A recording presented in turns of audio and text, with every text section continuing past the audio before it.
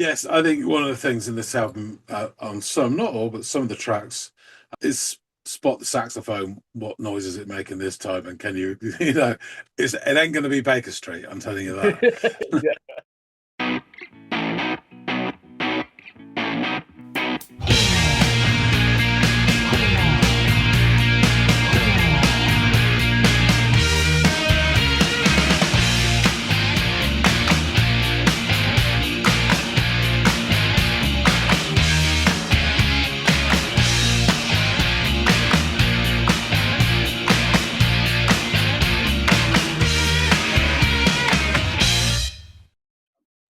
Hey, everybody, and welcome to another episode of the Audiophiles Link.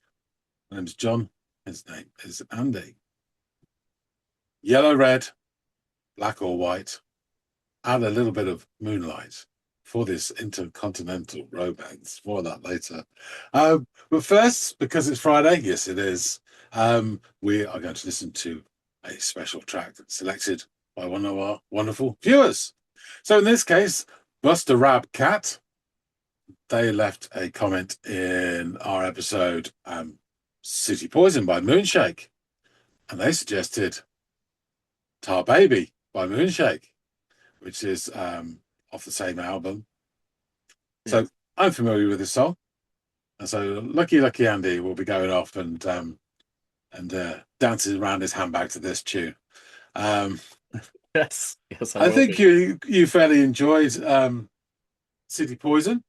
I did very much so. I remember the guitar sticking out to me and how interesting it was and divergent from itself it was at different points throughout that song, leaning into like a beautiful sound to a more harsh sound, all in one package. And that constant through line that was the bass work in that track as well. That's what really stands out to me about that listen. So yeah, I really did enjoy it.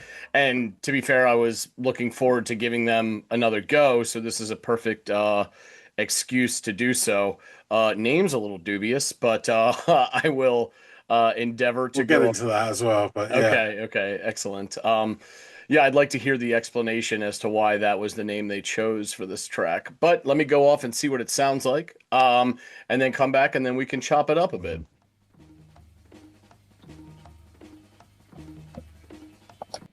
Had a few of these lately where it's this the song starts with this like emergence from a distance and then the sound comes closer. I'm already digging this like shuffling kind of motif they have going on the percussions. It's an interesting sound. It instantly kind of like grabs your attention because you're leaning in to hear it as it gets closer. So it's a nice technique in that it instantly builds this kind of interest or intrigue around the beginning of the track.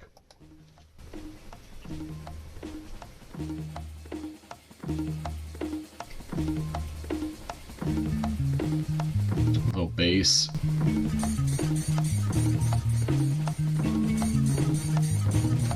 Almost sounds like an insect.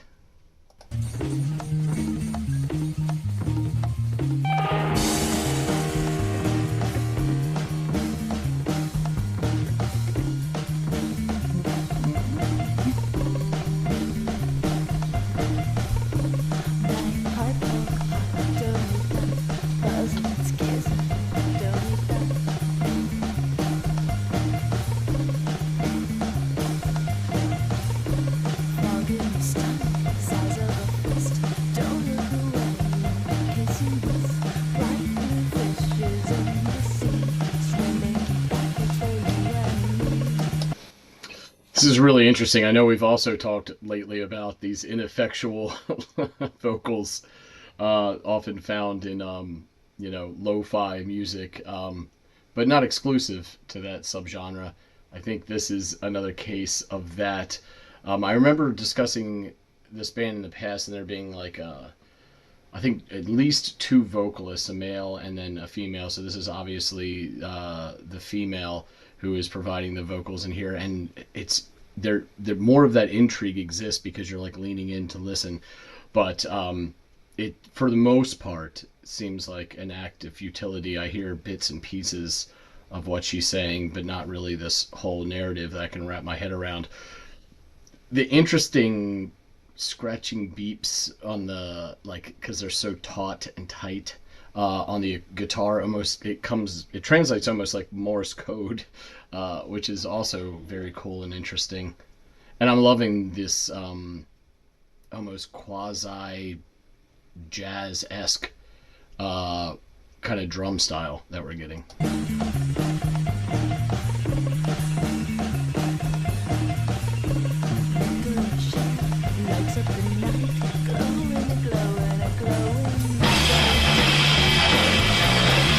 Ooh.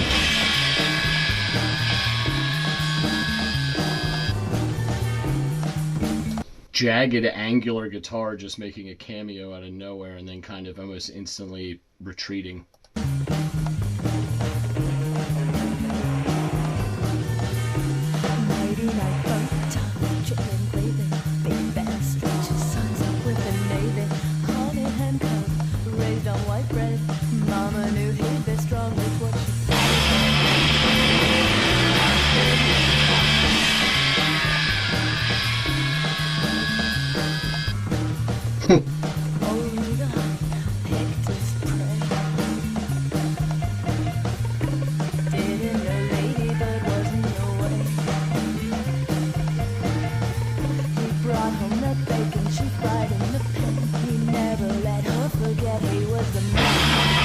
Ooh.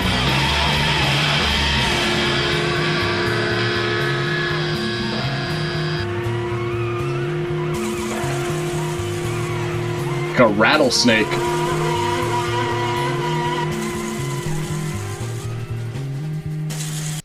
I just want to say hats off to me because I had heard her say like two full lines for the first time. He brought home the bacon she fried in the pan. He never let her forget he was the man. Interesting stuff. And then all hell broke loose again. This time a bit more calamitous and a bit longer lasting. It's really interesting though. This whole package. I can already tell that by the end of this, I'm going to need another couple listens to fully wrap my head around it and my enjoyment thereof.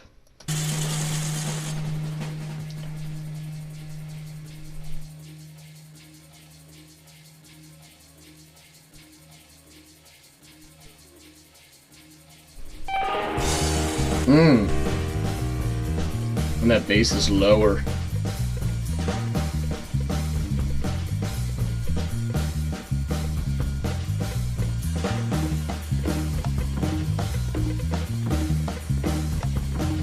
Those drums.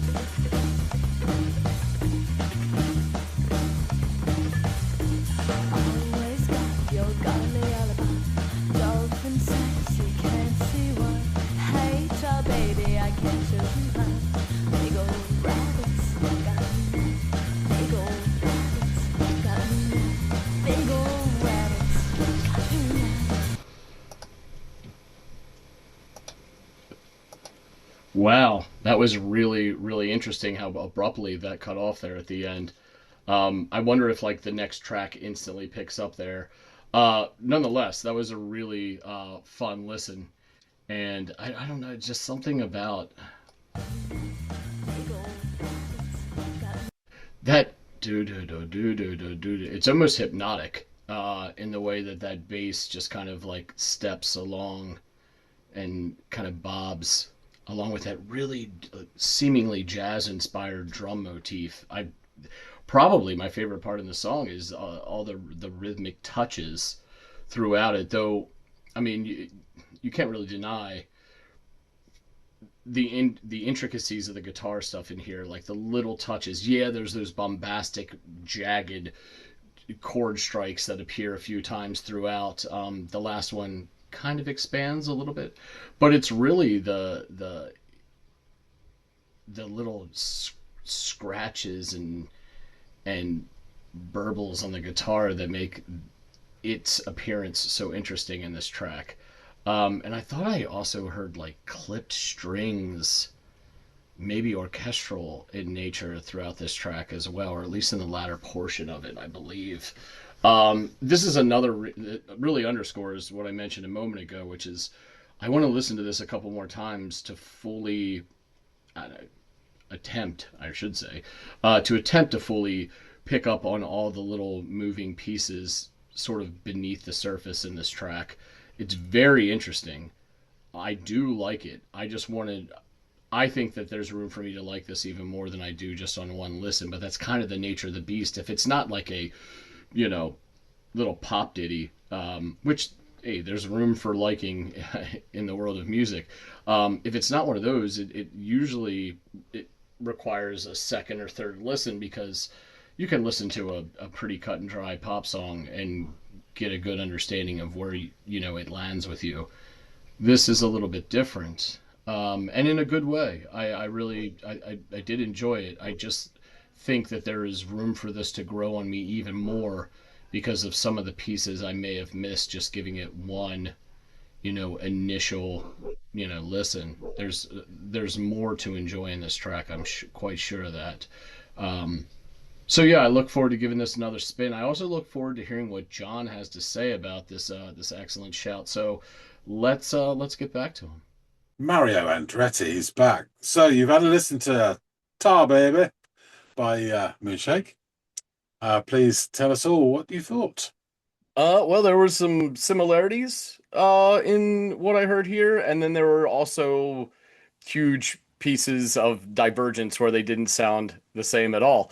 Elephant in a room, the singer in this track was, and I do believe you had mentioned this, that there was sort of like a co-vocalist situation going on in this, where we had a male singer and a female singer. Obviously, in this track, the one thing that I could discern about the the vocals in this track was that they were being provided by a woman.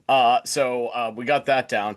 The other one of the commonalities between the two tracks was the way the bass is treated, which is just this constant, almost unbroken mechanism in the track that keeps everything sort of tied or anchored to one thing, but then a lot of the changes happen around it. And that was a huge point of similarity between the two tracks. Some light raps of the drums slowly emerge from the distance. So again, we've had this of late a few times where the song appears from a distance, which I've always found to be a very interesting way to start a song in that, like, I think it does the trick.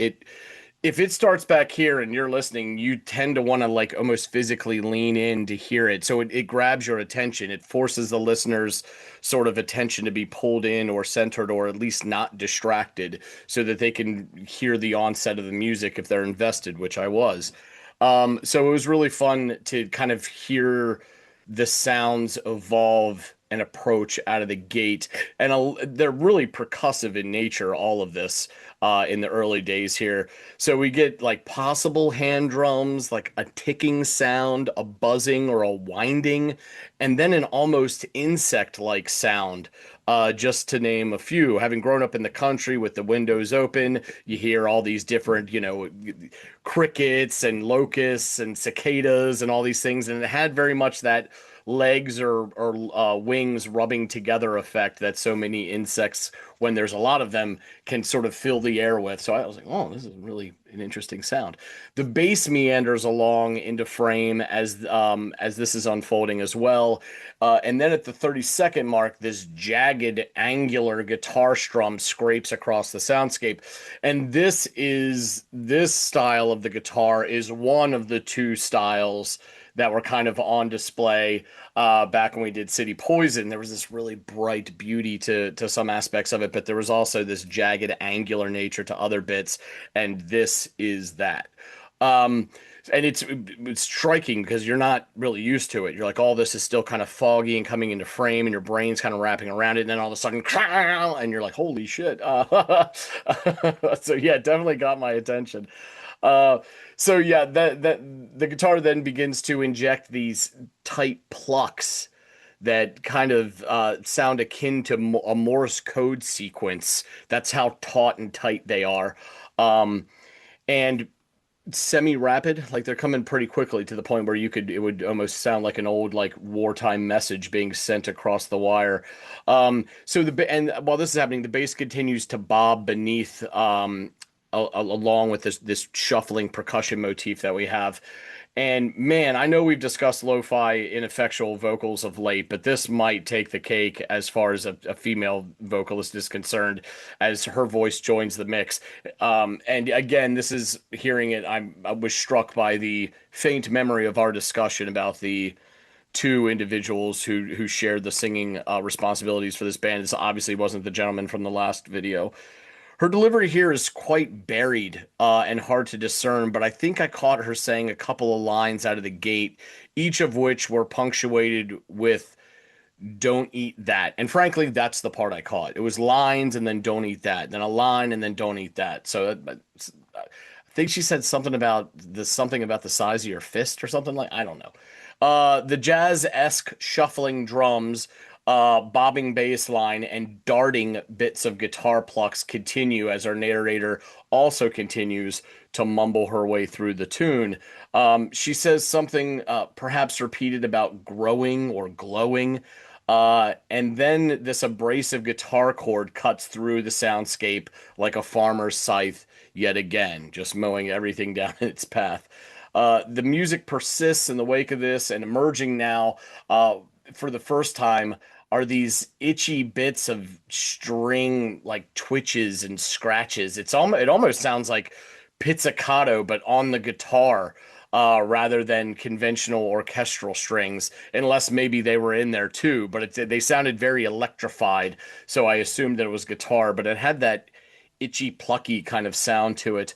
And just as I catch a lyrical allusion to Mama and what she knew, that guitar comes sweeping back into frame over the loose snare and ride cymbal combination of the drums, and then that bass work that is a near constant, before again the guitar retreats as if inspired by the tactics of guerrilla warfare. It's like in and then out, and then in and then out, and it just comes and goes, and you don't see it coming, so it catches you every time.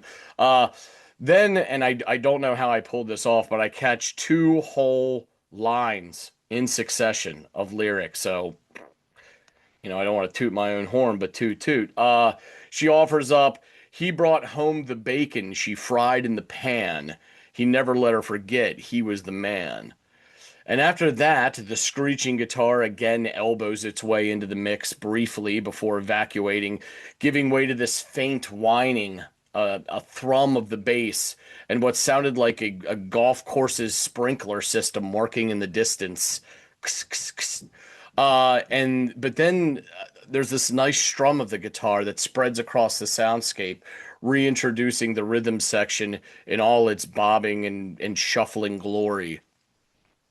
This is followed by a reintroduction of the singer's voice, and to no one's surprise, I don't really hear what she's saying here, but at least at first, as eventually I begin to make out this repeated line, "Big old rabbits got you now." I don't know what that means. Other than it's an interesting flip of the dynamic in which the rabbit is usually the thing that is the captor, or the one who's captive by either a dog or a fox or a hunter or something like that. But in this case, the big old rabbit has got you, which, that's interesting, but I don't know what she means by it. So after the third and final delivery of this line, the song stops abruptly. It totally caught me off guard, and is now being featured in advertisements for brake pads. That's how quick this thing came to a halt at the end. Uh, but Segues straight into the next track. That's exactly what I said. Yeah. I said I'm gonna a stop that abrupt has to fade into, or like the next track has to kick off thereafter. So this is a really interesting listen. I think it falls under the category of demanding another listen. That isn't indicative, or pardon me, that isn't an indictment on the track, but it clearly, it's not a concise little pop number that you can easily digest in one go. Rather, there are intricacies and things happening in the mix that warrant multiple spins. In fact, some of my favorite bits though I'm not confident I caught all of them, were these interesting little sounds being deployed, whether they were percussive in nature or they were stuff being done on the guitar. Um, I knew that they were there. I'm not confident I caught all of them, but I am pretty confident that if I listened to it again, I'd hear more and I'd like it even more. That is to say that my baseline is I like this. I just think that there's room for me to like this even more because of everything I just mentioned and the sort of advent or luxury of affording this a second or third listen that to really let, my ears and my brain digest all of it and come to a more educated conclusion. But nonetheless, I mean, it was a great listen on just one spin. I will also say that I loved the rhythm section in this track, especially those very lo-fi jazz drums that shuffled throughout the track.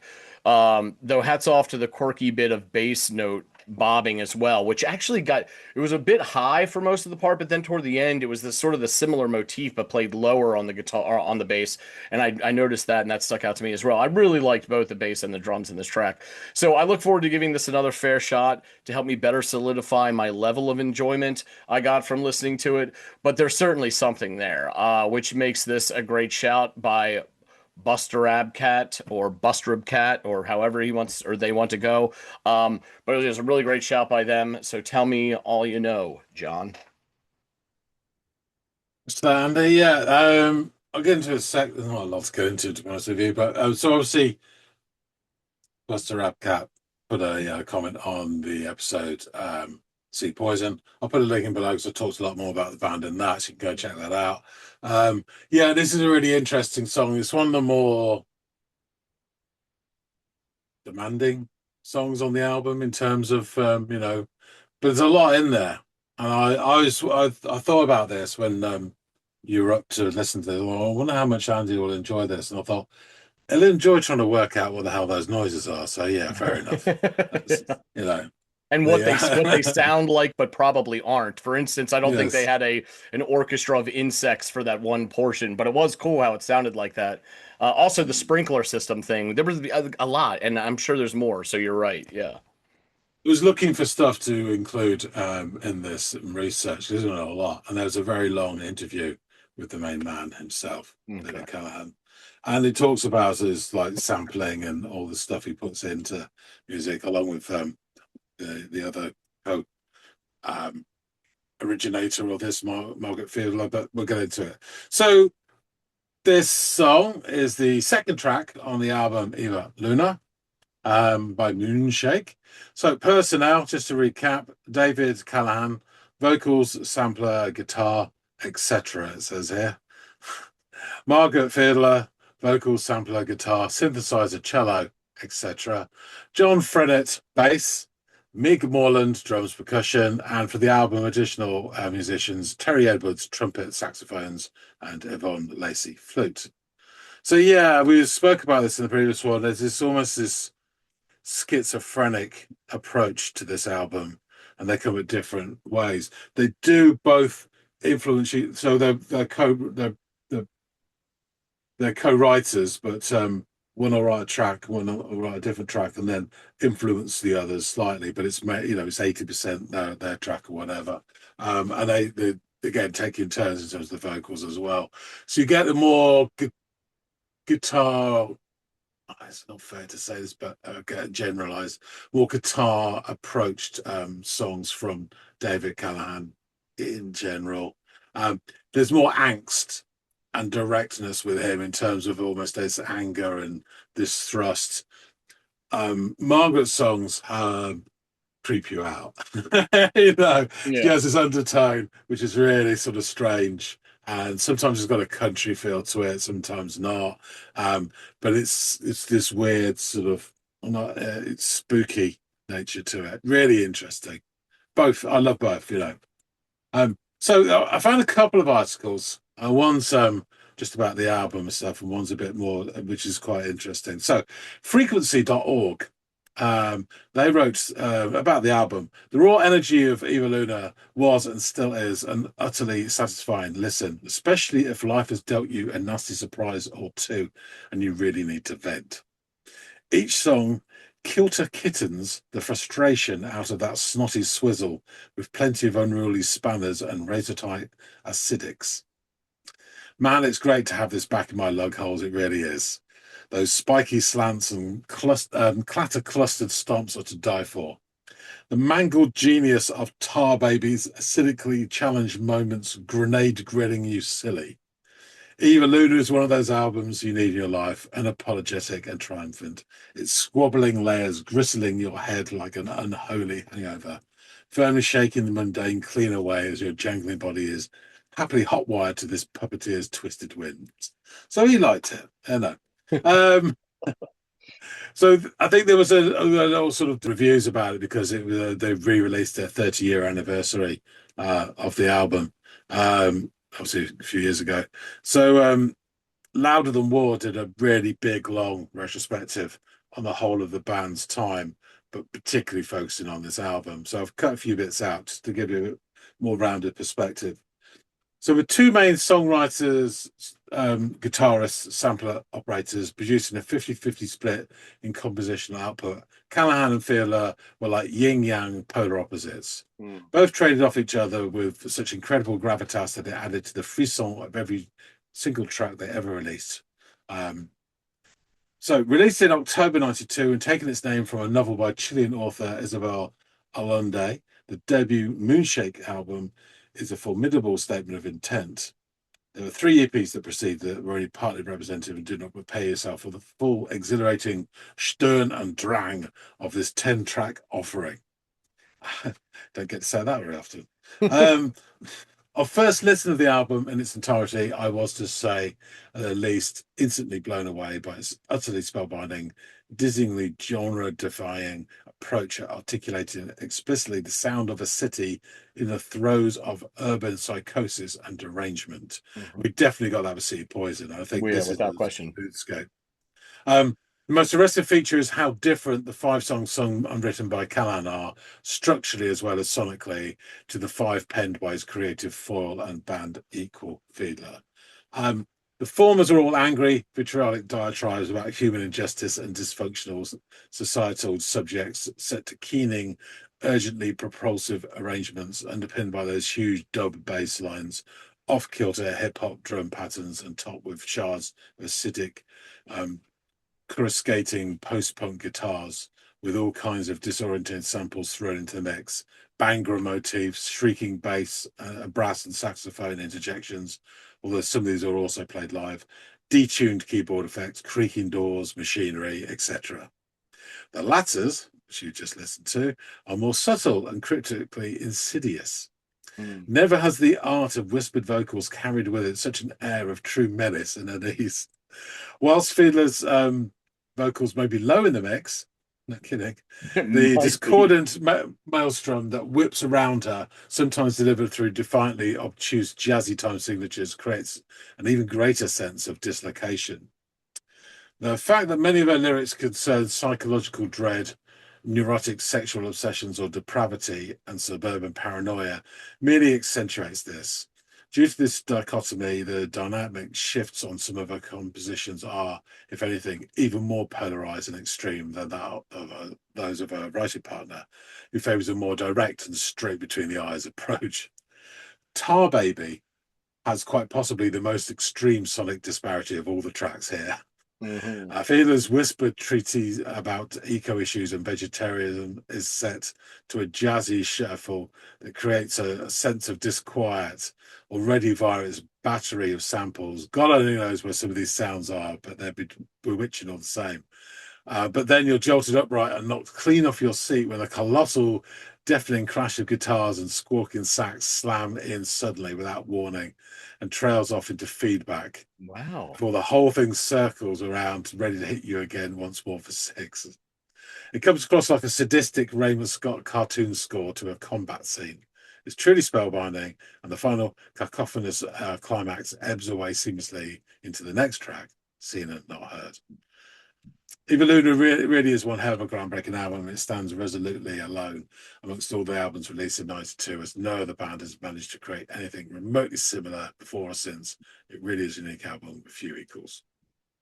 So yeah, I was But that was a really interesting write up there, and yeah, so agree with everything, and I think that that summed up my listening experience better than I could have. Although we did echo some of the same things. One part that wasn't echoed probably underscores why this warrants multiple listens is sax. the discordant saxophone that they're talking about in there, which I probably attributed to being one of those weird sounds or didn't hear it all or thought it was like an additional guitar sound. Yeah, So I would love to go back and just seek that out among other things I may have missed along the way. But yeah, this all really, even though it underscores how I missed something, that's what I said I probably did and why it yeah. warrants multiple listens. So I do look forward to listening to this again. And sometimes we say on this channel, this requires repeated listening, and maybe the inference there is that we didn't enjoy it as much as we could have, or something that. But oftentimes it's like a nod to the talent on display, because if something is so good, if a picture's so beautiful, you have to look at it multiple times in order to see everything. Then the same can be said about a song. And if it's not a 3 minute, verse, chorus, bridge, chorus done, something a little bit different, then it's going to require a deeper dissection. And I think you can't get that in one listen more often than not. So I'm going to check this out again. And I really, really did enjoy it. Yes, I think one of the things in this album, on some, not all, but some of the tracks, is spot the saxophone. What noise is it making this time? And can you, it ain't going to be Baker Street. I'm telling you that. Yeah. So yeah, let's go back to the song Moonshake's Tar Baby. Lightly utilizes the tar baby metaphor, which is a situation that becomes more difficult the more one struggles to escape it. Mm. Um, Mixed in references to the Brer Rabbit folktale where Tardal traps a rabbit.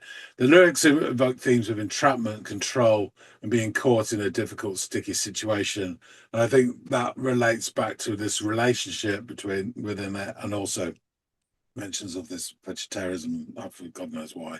But anyway, the lyrics include the lines, "He never let her forget he was the man," and "Big old rabbit's got you now," pointing to this power imbalance within this relationship, or this trap where you can't escape. So yeah, the song's meaning is likely rooted in the feeling of being trapped in one's own actions by a controlling force or another partner, perfectly encapsulated by the inescapable nature of the mythical tar doll. So, lyrics: magpie, pork pie, don't eat that. Buzzard's gizzard, don't eat that.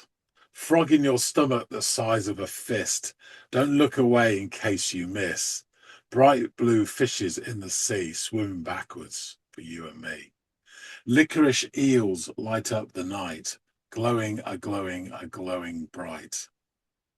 Nighty-night boat of chitterling gravy. Big Bear stretches signs up with the Navy. Honey ham cub raised on white bread. Mama knew he'd be strong with what she'd fed. Old Eagle Eye picked up his prey. Didn't know Lady Bird was in the way. He brought home the bacon she fried in the pan. He never let her forget he was the man. Always got your godly alibi. Dolphin says he can't see why. Hey, tar baby, I can't show you how. Big old rabbit's got you now. Big old rabbit's got you now. Big old rabbit's got you now. So there you go. Crystal clear. Um, Yeah. just to mention the tar baby. So it comes from a story from oral tradition of black slaves and the plantations in the American South. One of Uncle Remus's stories. So it comes from a music of black origin, story of black origin. Obviously, that then was just then churned out by white people publishing Mm. it. But it features Brer Fox, who constructs a doll out of a lump of pine tar and dresses it with some clothes. When Brer Rabbit comes along, he addresses the tar baby amicably, but receives no response. Brer Rabbit becomes offended by what he perceives as the tar baby's lack of manners. He punches it, and in doing so, becomes stuck. The more he punches and kicks the tar baby, the more out of rage, the worse he's stuck he gets. Now that he's stuck, Brer Fox ponders how to dispose of him. But the helpless but cunning Brer Rabbit pleads. Do anything you want with me, roast me, hang me, skin me, drown me, but please, Brer Fox, don't fling me in the briar patch, prompting the sadistic Brer Fox to do exactly that because he's got to do things that will inflict the maximum amount of pain on Brer Rabbit. However, rabbits are at home in thickets and he escapes. Yeah. Interestingly, a very similar West African tale is told of the mythical hero Anansi the spider. In this version, Anansi creates a wooden doll, covers it with a gum, puts a plate of yams in its lap in order to capture the she fairy Mamotia, sometimes described as an elf or a dwarf. Mimosa takes the bait, eats the yams, but grows angry when the doll doesn't respond, strikes it, becomes stuck in the process. I did like Brer Rabbit stuff. Obviously, it's problematic, but it's interesting. Pine tar, as mentioned in the original story in the idiomatic usage, varies, but it is usually golden in color and it goes to brown. And it's definitely golden when thinned with turpentine. However, bitumen or liquid asphalt has sometimes been called tar that replace pine tar. And because asphalt is dark brown to black, some people who heard Tar Baby were unfamiliar with the original story or the established idiom, assumed it was a term to disparagingly refer to black people, especially black children. And it has been associated with racism in that usage. And it's one of those things where the misunderstanding has replaced the original meaning. So the term is now used as a racial slur against black people, especially black children, and in America, really, but don't use it or hear it over here. But yeah, it has been used. And there's been other works called Tar Baby, which refer back to that usage about people when they were kids or whatever. Toni Morrison's written something about it, and people have written songs about it as well. So it's just interesting how it started off as a story written, or traditionally transferred already by black people, then published by white people, and then was taken up as a racist, slur. It's amazing how these things turn and twist through time, but yeah. Doesn't really surprise me much. But it's good to know that it's not all rooted whenever you hear that term in just racism, which is my knee-jerk reaction whenever I hear it, because I assume that that's where it's coming from. Because unfortunately, that's what you hear more often than you do these allusions to the source material.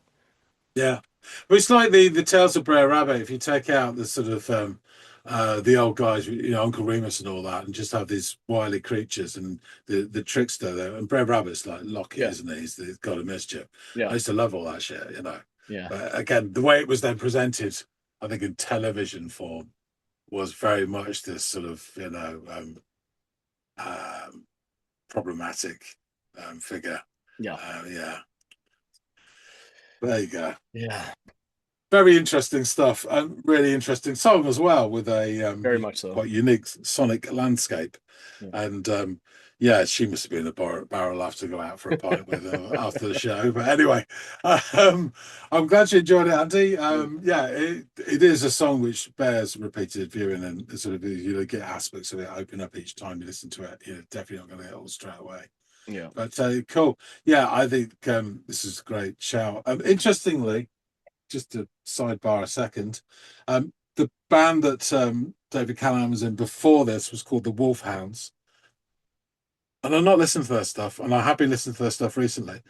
I really enjoy it, and I think you might enjoy it as well. So I'm getting some stuff winging its way to me as we speak on vinyl. Oh, okay. And then I'll select a track or so, and you're going to hear some of that as well, I think, at a future date. Great. A month or two down the line. Really, really good stuff. Yeah. He or they are two for two as far as it relates to the output of this project. So I'd be interested to hear what else either of the two sort of faces or voices of this band have put out since or before this band. So yeah, sign me up. And the first EP which this band did was very much a sort of progressive in between, moving towards this sound. And there's tracks on there which are really interesting as well. Some are very traditionally shoegaze, but the sort of sounds very interesting. But yeah, this is a great shout from Buster Rub Cat. Thank you very much. Yeah, thanks. I shall wrap things up. Folks out there, please tell us what you think. If you like this, do hit the like button and drop your comments. We'd love to hear what you thought about this track and Moonshake in general. I know it's positive response to the last episode. So yeah, please jot down, as they say on was it on the hour or days today? Spill your brains.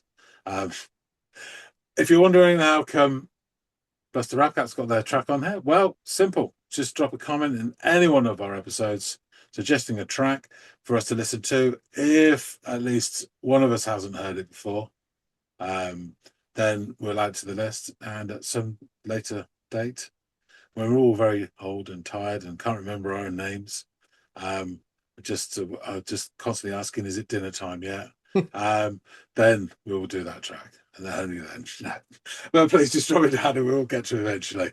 That being said, thanks so much for watching, and we will see all of you in the next episode of the Audiophiles. Have a great weekend, guys.